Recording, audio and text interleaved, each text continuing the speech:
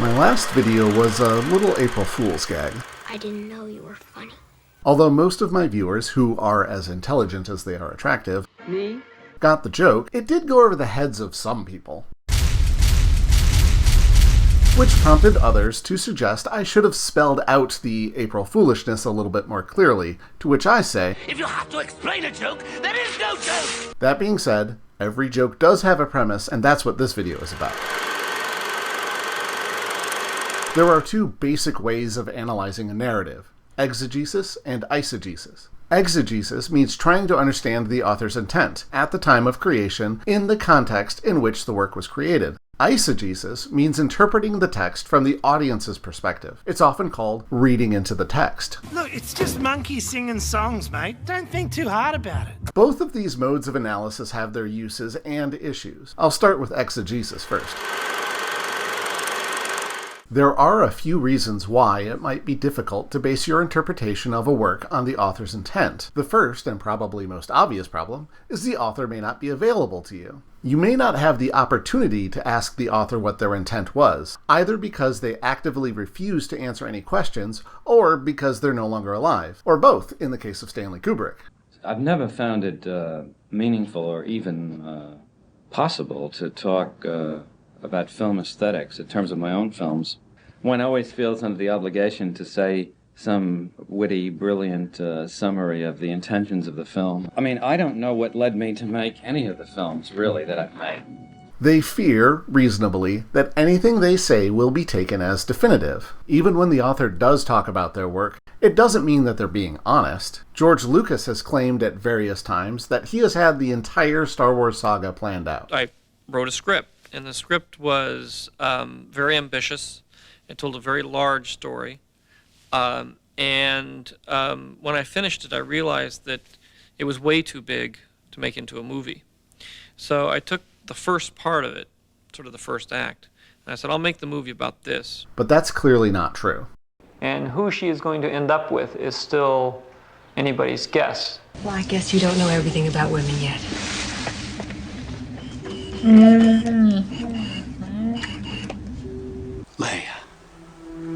Leia's my sister. It's all about generations, and it's about, the issues of fathers and sons. Except for the fact that Vader wasn't even Luke's father in the first draft of the untitled Star Wars sequel. No.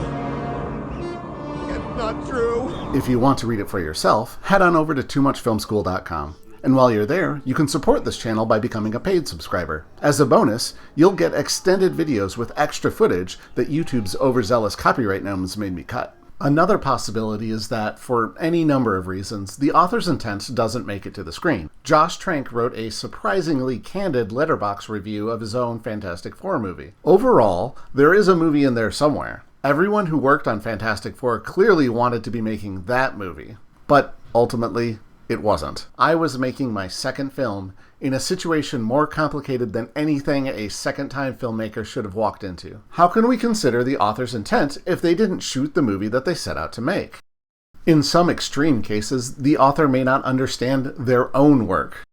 In the novel The Exorcist, the final confrontation between Father Karras and Pazuzu isn't explicitly described. It's heard by Chris and Sharon in another room in this novel. Blatty wrote this entire paragraph in order to not deal with the manner in which Karras commits suicide.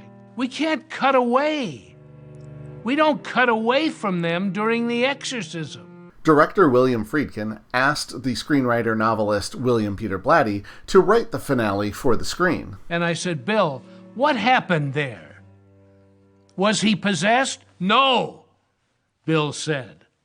He wasn't possessed. No, he made the conscious decision to take himself out the window and killing himself with a demon inside him. I said, but Bill, that's suicide. It's a sin in the Catholic Church. It was confusing then, it's confusing now. What he's confused about is Catholic theology and the principle of double effect. Father Karras isn't killing himself, he's saving the little girl. It's akin to a soldier jumping on a grenade. Get away! Get back! It isn't even clear to me as I sit here why in the hell that happens. One of the greatest filmmakers of all time doesn't understand the ending of his best movie. I had no alternative, so I shot it the way he explained it to me. The moment is a compromise. The disagreement between Blatty and Friedkin brings up an extra complication that doesn't apply to, say, books. Who exactly is the author of a film? Auteur theory is a complicated topic that deserves its own video essay, but the short version is this. 70 years ago, some French assholes decided directors use a camera the way a writer uses a pen, and therefore the director is the author of the film, and thus the possessory credit was born. But consider the underappreciated Sunshine as an example. In his introduction to the published screenplay, Alex Garland says, "I wrote Sunshine as a film about atheism. A crew is en route to a godlike entity, the sun. The sun is godlike, but not God. The director, Danny Boyle, who is not as atheistic in the way that I am, felt differently. He believed that the crew actually were meeting God. So if you're looking for authorial intent, who's the author? Alex Garland, who wrote the original screenplay, or Danny Boyle, the auteur according to film theory? Who's the author of the original Star Wars trilogy? The individual directors, or are they all superseded by George Lucas? The Marvel Cinematic Universe features films by writers/directors, by writing-directing teams, and all of them are produced by Kevin Feige, so who's the author of the MCU? Whose intent are we looking for? All authorship is a mix of influences, personal, cultural, and historical. It's basically impossible to determine what the author meant. We can only look at the artwork itself. Thus, Roland Barthes declared, "The birth of the reader must be ransomed by the death of the author." The author has no authority over their own creation, and any and all interpretations must be granted to the viewer. This is what I identified as eisegesis at the beginning of the video. There's really only one problem with the death of the author theory. It's so dumb. So dumb, it's brilliant. No! It's just dumb. And I'm going to prove it using the Flintstones.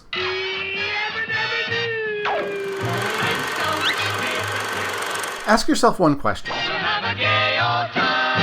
Do you think the Flintstones are going to have a homosexual old time? If not, you're looking at the author's original intent. That's it.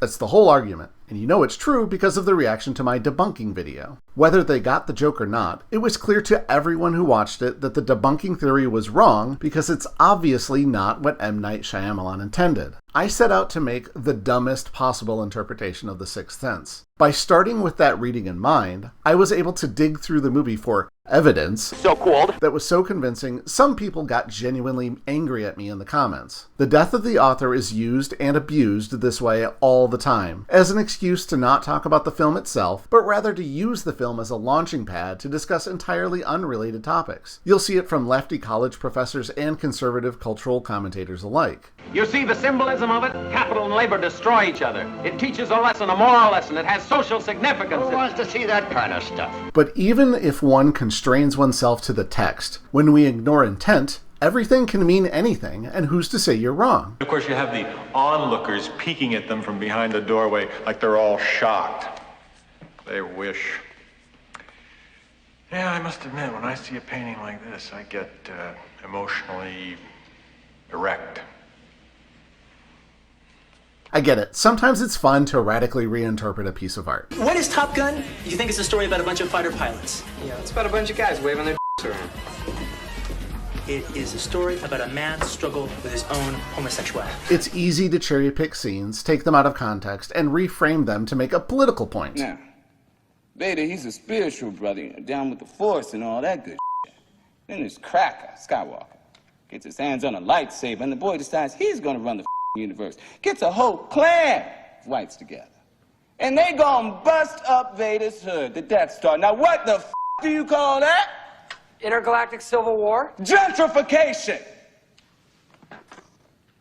They gonna drive out the black element to make the galaxy quote unquote safe for white folks. All art is communication between the artist and the audience. Stephen King calls it a kind of telepathy. We're not even in the same year together, let alone the same room. Except we are together. We're close. When you kill the author, you sever that connection.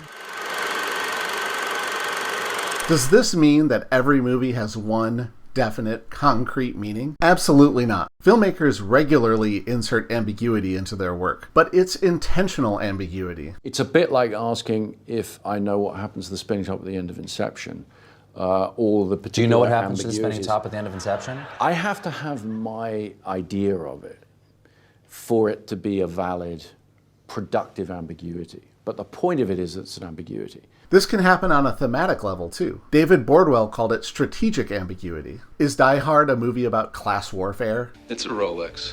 A good guy with a gun? Hey, mother. Family values? This is McLean.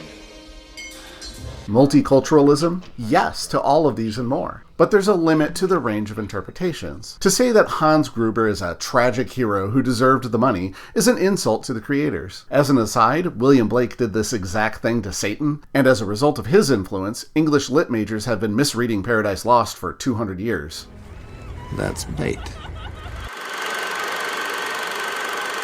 I don't mean to paint this as an either-or thing, a binary choice. Nearly everyone appeals to the author at some point. I think that my insights into Mr. McLuhan, well, have a great deal of validity. Oh, do you? Yeah. Well, that's funny because I happen to have Mr. McLuhan right here. So, yeah, just let me come over here a second. While at the same time, every member of the audience brings their own personal baggage to a film. I think I am different. I'm the only one of my friends who doesn't watch movies. Sometimes we have a personal connection to a film that leads to an idiosyncratic interpretation. Here is a quick personal example. My dad had a heart attack when I was little. He survived, but obviously seeing him in the hospital was pretty traumatic. Once it was clear that he was going to make it, in fact he's still alive today, my mom wanted to spend some time alone with him. So she told my oldest sister to take the rest of us kids to the movies. She had to find something that would be appropriate for me, the youngest. It was marketed pretty much as a Spielberg movie. And even to the point that the advertising was the same colors as the E.T. ad. Of course, no hint that the little furry creatures were going to become these horrible, reptilian anarchists who blow their nose on the curtains. I think that took a lot of parents aback because they brought their kids thinking they were going to get a cuddly little animal movie. And yeah, they got that for like the first 40 minutes, and then it turned into something different. Apparently, Gremlins is a comedy, but I still have nightmares about those little monsters. But the thing is, that's me. That's not the film. Exegesis, searching for the author's intent, is fraught with difficulties, as I've already outlined. Authors and audiences are fallible human beings prone to miscommunication. But ignoring half of that equation opens the door up to dumb, bad ideas, like Ferris Bueller is a figment of Cameron's imagination. Or that there's a second, bigger Luke in the Star Wars universe. Or that the 7 dwarves somehow represent the 7 deadly sins. If you want to see more videos like this, hit the subscribe button. If you liked this video, hit the like button. And if you want your friends to know what great taste you have in video essays, hit the share button. There are 7 deadly sins, Captain. Gluttony,